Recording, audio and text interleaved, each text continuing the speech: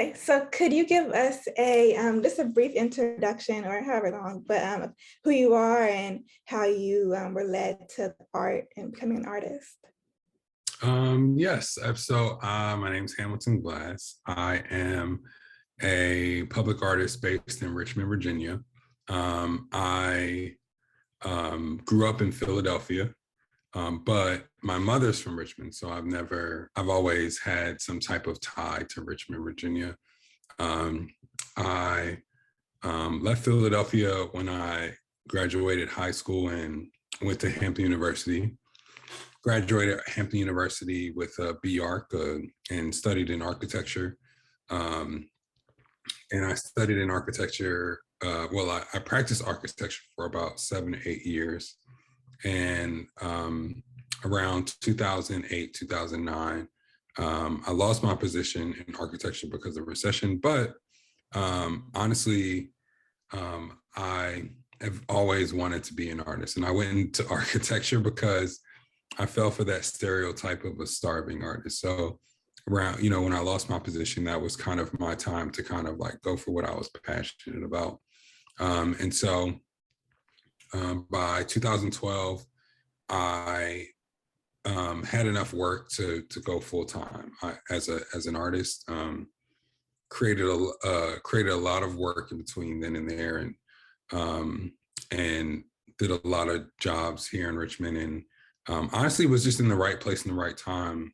Richmond at that time did not have a lot of public art, which now seems really crazy, but at that time did not have a lot of public art, and kind of infusing my background from Philadelphia and being from a place that has lots of different public art all around.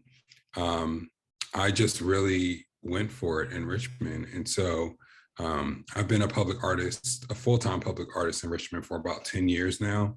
I travel and do public art all over this country. Probably have over 300 murals in Richmond by itself in Richmond, but have been really community focused in my work. And so especially in Richmond, have worked with pretty much every Richmond public school and arts organization in Richmond, and continue to try to move forward and use art to heal. How would you say that your background in architecture like influenced your art now? I literally use it every day. Architecture is something that, of course, is based in scale, and it's like the right amount of tech and art and creativity. And so everywhere from just the aesthetic in general, I love colors and shapes and things like that, and technical drawing and drafting, to like I was saying, the technical aspect of scaling and I don't know, just art-wise, seeing what's suitable and how murals and public art affect the space. All of that comes into play into my work, and I literally use it every day. I often get asked the question, if I could start all over again, would I go to art school? And I would go right back into architecture. It's really interesting background of being from Philadelphia and architecture has influenced you today. Yeah. What would you say motivates you to create? I know you talked about Philadelphia some or your background, but.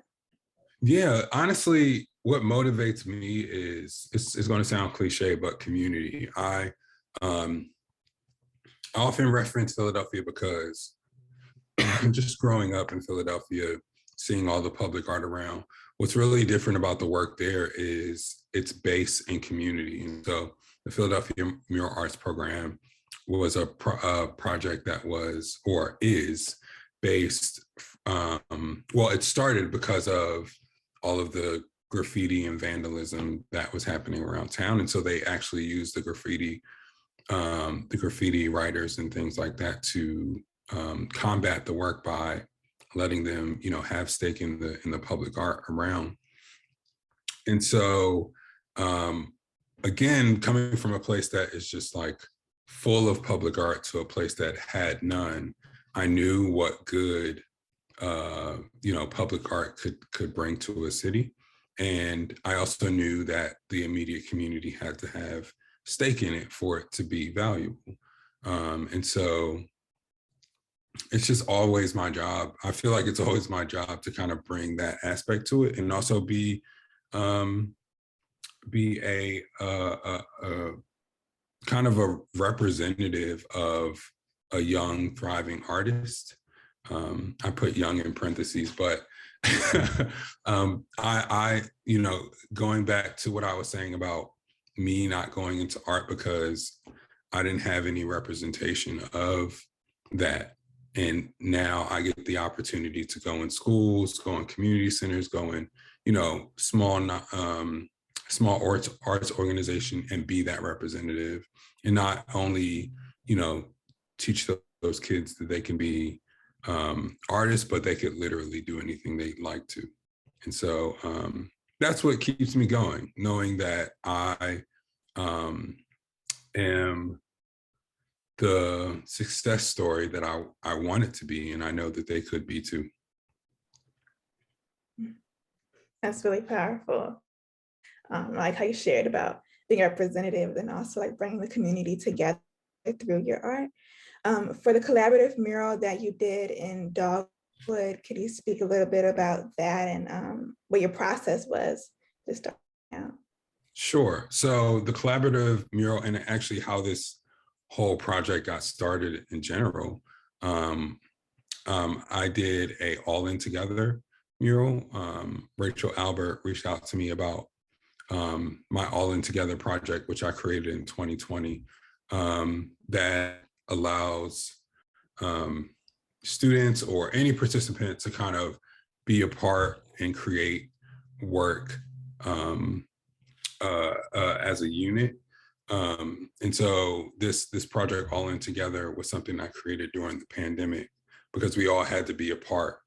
And so I would design a mural that, at that time I designed a mural that spoke to Richmond in general, and then was able to get it out to not small, but community organizations, schools, YMCAs, just all types of groups. And they all came back, and we ended up making over 10 of them and displaying them at the Virginia Museum of History and Culture.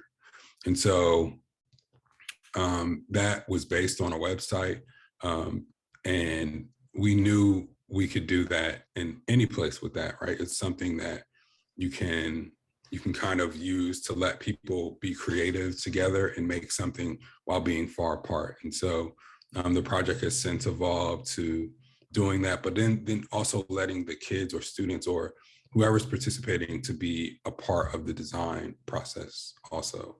And so I made a All In Together design for the Dogwood students, and they were able to color it, and then we bring it together to make the the mural that it creates and display it somewhere. And so the All In Together project is really good because it allows not only for people to be creative together, but then also to kind of like write out their feelings and kind of respond to prompts that is specific to that mural design. And so it's really kind of like a big quilt, right? And quilts are typically, I guess in a family sense, they come together and they tell a story about a family or whoever's participating in. And the same thing with these All In Together murals. So that's how that happened. And it originally started with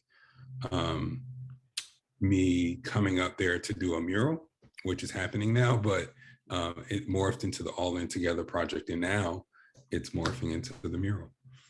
Do you have a favorite part of the All In Together mural? No, I don't think that I do. I'm actually really eager to come down there and just meet students and talk with faculty, because I haven't actually been a part of that community.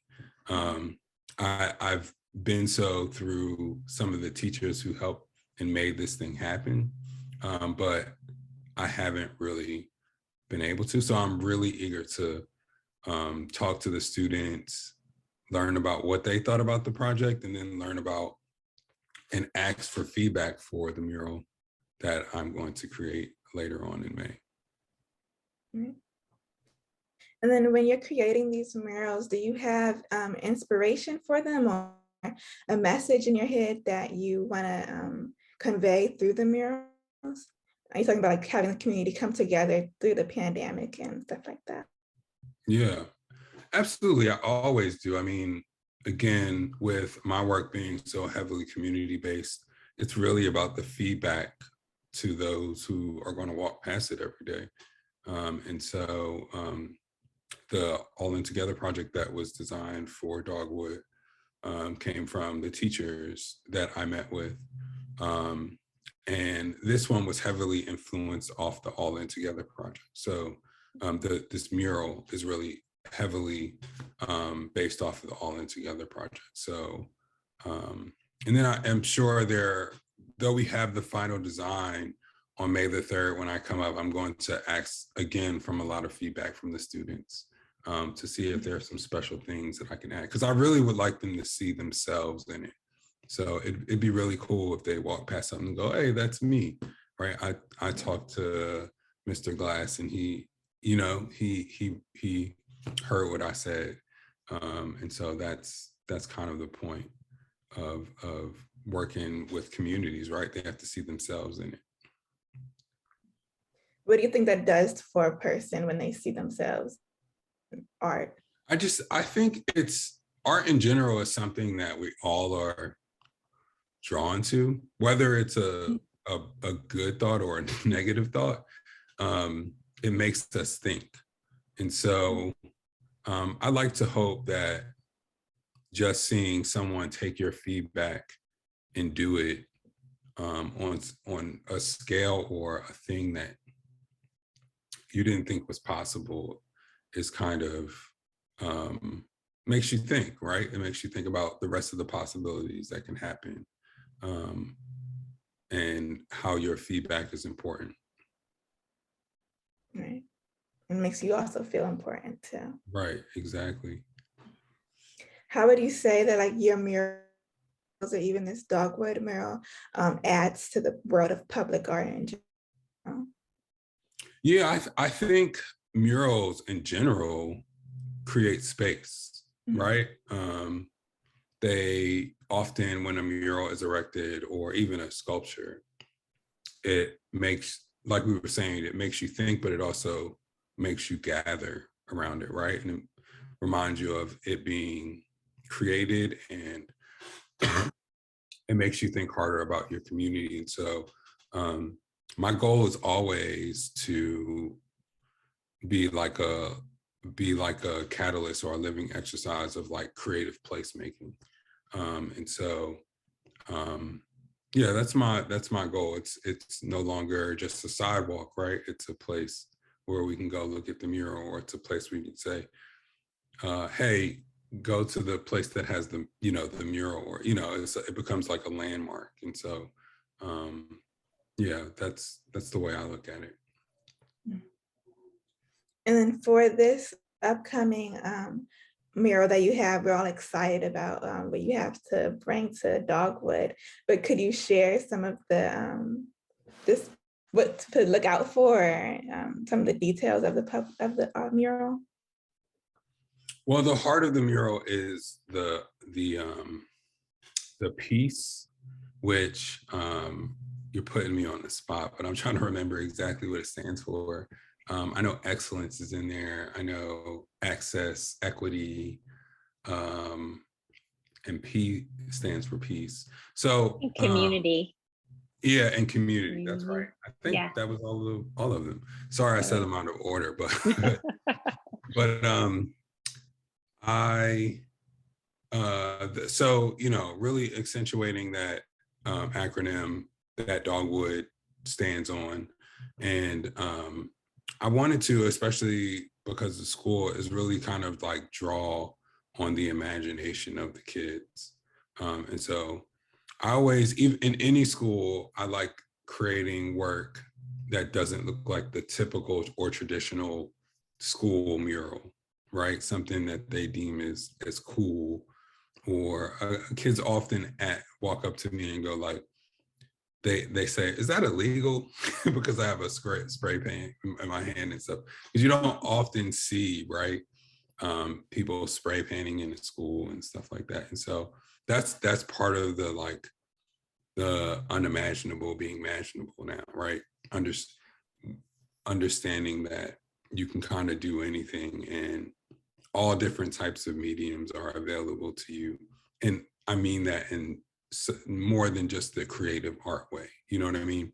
And so yeah, that, and then there's a bunch of things that play around the PEACE acronym that speaks to the kids' imagination, but still have base in what school is supposed to be, and around learning and things like that.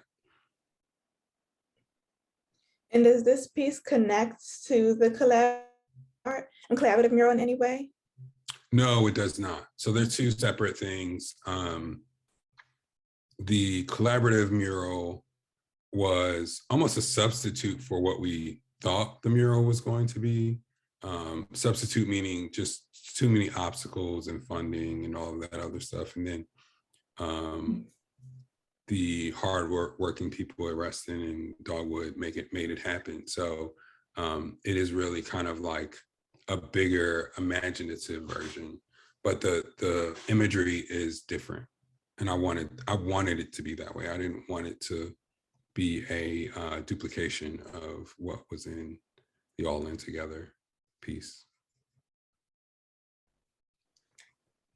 And then could you explain some of like how you connected to Reston or Dogwood or even just like elementary schools or schools in general, why you feel to put your murals in those schools? Yeah, I mean, so this is my first time painting in Reston. And honestly, to be truthful, I just feel really connected with the teachers that have made this happen. Last year I was painting in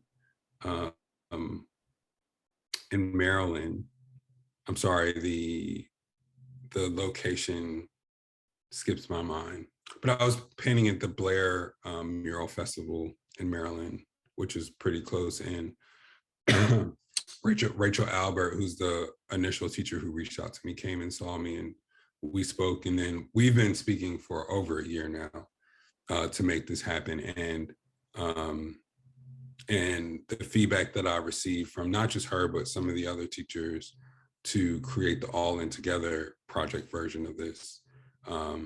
So I haven't connected as well as I would like to, but I think May 3rd is a real opportunity to do so. And honestly, that whole week that I come up there, it's like I have a head start on the design because of all the feedback that created the All In Together project. And I have a pretty solid sketch of what's going to happen, but I want to use May 3rd to kind of inform some more things because of what I stated earlier. It's just an opportunity to connect with the students a little bit more and show them that this reflects them, but even visually, we could probably make some more things happen. Right, that's great. So do you have any final words on what folks can look forward to seeing May 3rd or even the mural itself? Yeah, so May 3rd, again, I don't want to sound like a tape recorder, but I'm really, really excited to just really meet people and be a part of this community for that day, and really want people to ask me as many questions as possible and feedback too, as much feedback as possible, because this is kind of what I do. I love working with communities to kind of reflect what they are. I'm really looking forward to see it come to fruition because it really has been a long time. Okay. Thank you for that. You answered the questions really amazing. And I feel like I gained a lot from your answers and your responses. So thank you. Good, good. Thank you.